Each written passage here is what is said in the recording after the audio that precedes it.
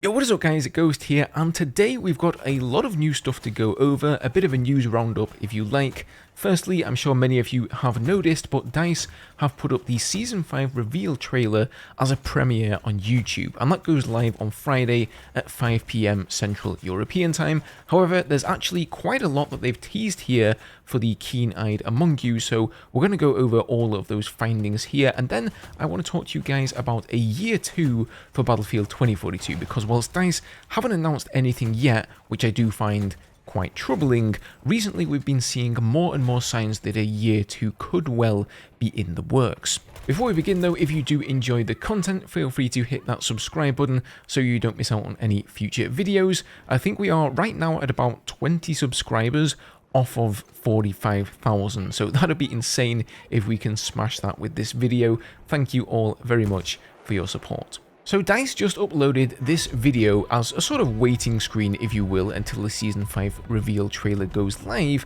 but interestingly enough, we can actually tell quite a few things about it from this screen. So first of all, it's all very grey here in the background. So I think whilst the text saying Season 5 is red, the theme colour of this season is in fact going to be grey. After all, Season 2 already used the red colour for its theme, so it wouldn't really make sense to use a slightly lighter variation of the same colour. Secondly, for those of you who played Battlefield 4, you will notice that the beating thump in the music here is very reminiscent of the soundtrack from that game. I'm pretty familiar with it myself. Not only have I played countless hours of Battlefield 4, but I also edit it very often into my videos on Battlefield 2042 because it's just so damn cool. So hopefully the Season 5 music is going to be done in the same style. You'll also notice the reddish orangey lines that keep flickering over the screen are also very Battlefield 4-like. Those were a very common transition that DICE would use in trailers for that game, and of course let's not forget that the map itself is inspired by Battlefield 4's world. Then if you pause the video at very specific parts, we can actually see the numbers 1, 11, and 06. Now this could be relating to the 11th of June, however if we go by the in-game missions, it looks like Season 5 will actually release on the 6th of June, which is a Tuesday as usual. I guess when we see the reveal trailer, we'll know the exact release date for sure though. Now if you focus on the background of this image here, I think that this is the actual map that we're seeing, or at least some sort of an interpretation of it. And from what I can see, this either looks like sand dunes or snow ridges. You don't really seem to notice any trees or rocky terrain here, and then here we have what basically looks like a large chunk of floating concrete really, and you'll also notice these glowing lines kind of cracking their way through whatever terrain this is. Again, that could be very indicative of ice. And then I think the thing that does it for me really is this misty cloud that rolls over the landscape. That could be either sand or snow blowing in the wind, but so far, given the fact that the map is going to be set in Czechia or the Czech Republic, it definitely won't be sand, so most likely it's going to be snow then. We also only have one snow map in the game. Snow was also heavily featured in Battlefield 4 maps like Giants of Karelia, Operation Whiteout, etc. So that's my guess really. On the other hand, these background images could mean nothing at all, but you know, DICE are known to sneakily tease things like this. Just like I'm going to sneakily tease today's sponsor, Raid Shadow Legends. Now I know you guys have already heard of this game, and for good reason. It's a turn-based fantasy RPG with over 400 million players worldwide, and if you haven't leapt in yet to try it, now is actually a really great time. Whether you're into PvP or PvE content, whether you play it on PC or phone, Raid has definitely got you covered. The graphics honestly look amazing either way. Now you guys know me, I'm definitely all about that endgame challenge, so let's talk about one of the hardest challenges that Raid has to offer, the Doom Tower. This enormous tower is basically a giant prison. The Arbiter fought a pack of really nasty bad guys a long time ago, but she wasn't strong enough to take them out for good, and so she locked them up in the Doom Tower, and that's where you come in. To climb to the top, you're going to need an army of champions, and luckily for you, if you use my link below, you'll unlock the Epic Drake champion absolutely free. So the regular Doom Tower floors tend to be pretty easy to deal with if you've got a strong team, but the bosses are really tough, and you need some serious serious specialists if you're going to beat them. You'll generally want ways to remove debuffs and get pretty high resistances. Lots of Doom Tower bosses ignore block debuffs, and they can do some pretty nasty stuff to your champions, like draining their turn meters or stripping their buffs. Now I could go on, but take it from me, the Doom Tower can get pretty deep.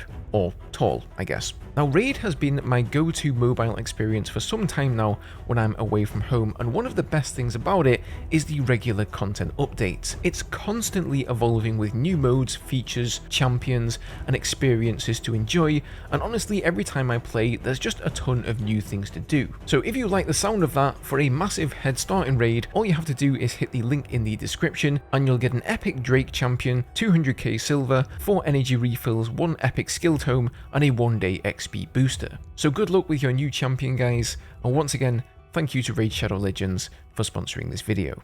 So DICE have been dropping little bits of lore on the game almost every day this week, I think, and just yesterday they posted one that contained this screenshot of what looks like a drone image taken in Czechia, and this surely must be the new map. As you can see, it looks very snowy as well. Now the first thing you're going to notice is it's very similar looking to Zavod 311. You've got the train track there to the north, 2 large buildings in the center with a road going between them. I would say without a shadow of a doubt that it's that map and not Giants of Karelia that ended up being the inspiration here. Now the weapons in Season 5 are currently unknown, however I posted this on the community tab the other day and I thought I'd just mention it here in the video.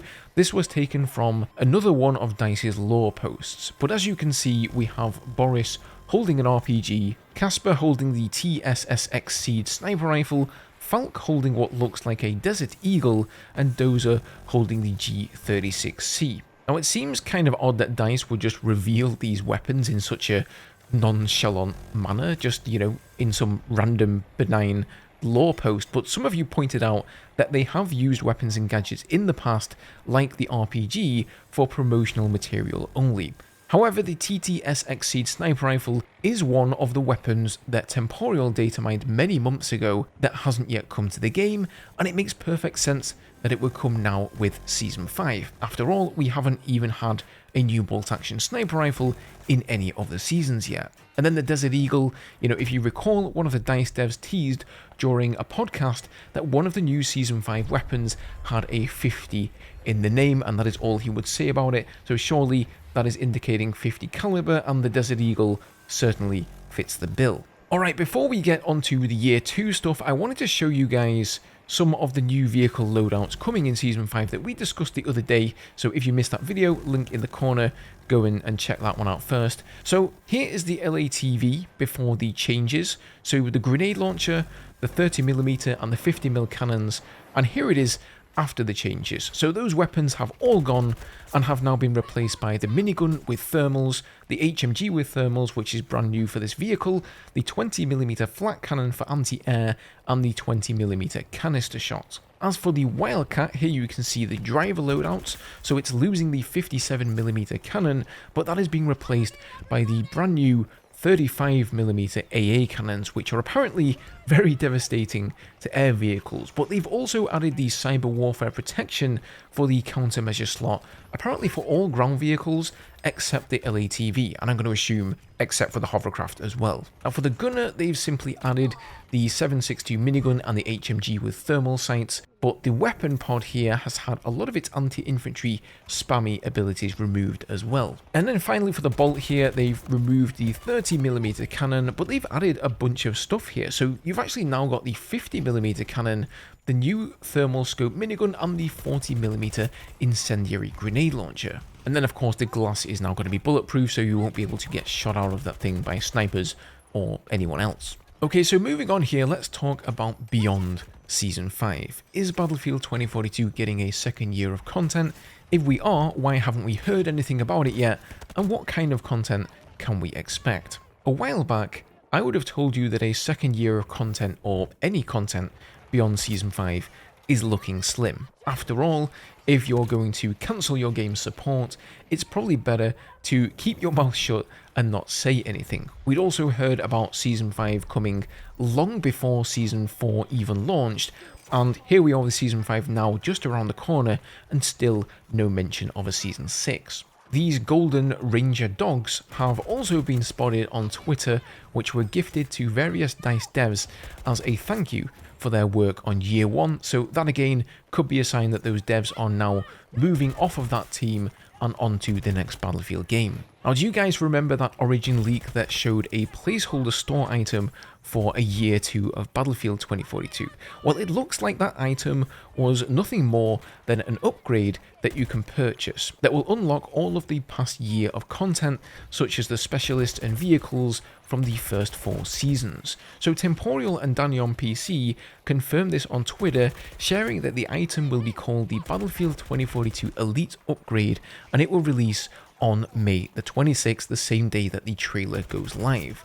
And basically they contain all of the stuff you could unlock in the first 4 seasons and a bunch of skins. So if you're feeling skeptical about future content, I completely understand that. However, not all hope is lost yet, because if DICE were really planning to throw in the towel, there are a lot of things that simply don't add up. Firstly, as we recently learnt, they're putting quite a bit of effort into reworking the jets, vehicle loadouts, the vault weapons, the squad management system, and even some of the specialists in Season 5. So if Season 5 was going to be the last season, I just don't understand why they would put in so much effort, really. Unless it's like, you know, an okay, here's our last ditch effort, here's our last batch of things that we're going to fix, and then that's it, we're done. But then there's more. Recently, EA sent out a survey to some players, and among the questions asked there was, what type of content would you like to see more focus on in future seasonal passes coming from Battlefield 2042? I mean, that right there is almost a smoking gun, I want to say. Why on earth would they ask this question if they weren't at least considering future seasons? And then finally, there's the title of Season 5, New Dawn. Now this is of course indicative of the no-pat struggle within the world of 2042, but I think it's quite fitting for DICE and EA as well. After all, they have made a lot of improvements to the game over the first 4 seasons, and it has massively changed for the better within that time. My gut feeling here is that we will get some more content after Season 5. However, it's very obvious that DICE don't want to commit themselves too much, so you know, what form will that content take?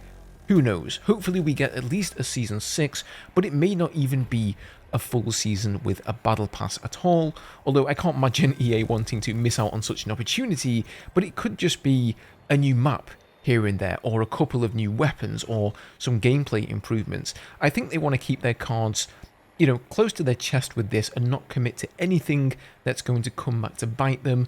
That's probably the sound business idea here. And of course, you know, I could be completely wrong here, but I suppose time will tell. And that, ladies and gentlemen, is going to do it for this one. Quite a long one today, but lots to go over. So thank you if you stuck with me until the very end. Leave a like if you enjoyed the video, and of course, consider subscribing to the channel. I really do appreciate it, and I will see you guys in the next one.